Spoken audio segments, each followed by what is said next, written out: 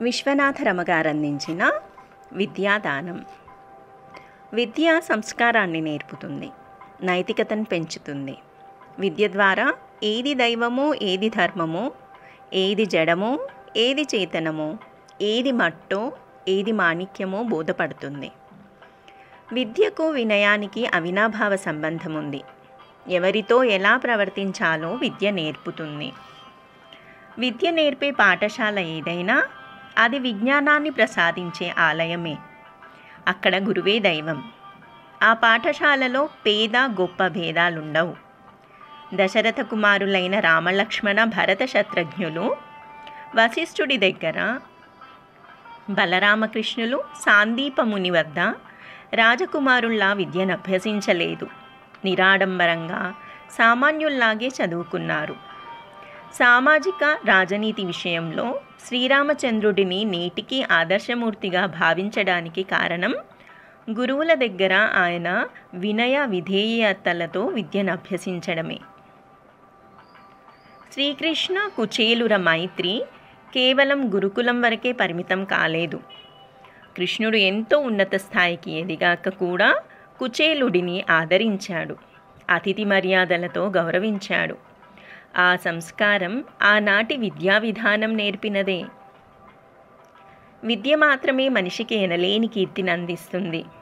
అష్టావక్రుడికి రాజసన్మానాన్ని అందించినది వారి జ్ఞానమే కానీ 8 వంకరలు కల వారి దేహం కాదు. అలాగే జన్మతో నిమిత్తం లేకుండా తాను నేర్చుకున్న ధనుర్విద్యలో చూపించిన ప్రతిభ వల్ల గొప్ప విలుకాడిగా పేరు తెచ్చుకున్నాడు ఏకలవ్యుడు. అందుకే చాణక్యుడు విద్య గుప్తధనం వంటిది, కామధేనువు లాంటిది. కామధేనువు కోరిన కోరికలు తీర్చినట్లుగా విద్య కూడా సుఖ సంతోషాలనిస్తుంది అని బోధించాడు. మనిషికి ఎన్ని సిరి సంపదలున్నా విద్య ఉండి తీరాలి, లేకపోతే వాటిని రక్షించుకునే సామర్థ్యం ఉండదు. అందుకే బాల్యం నుంచే ప్రతి ఒక్కరూ విద్య మీద శ్రద్ధ చూపించాలి. అక్కడ అలక్ష్యంగా ఉంటే భవిష్యత్తు మొత్తం అంధకారం అవుతుంది. విద్యతో సమానమైన బంధువు ఉండరని హితోపదేశం వివరించింది. విద్య మానవత్వాన్ని, ధార్మికతను పెంచుతుంది.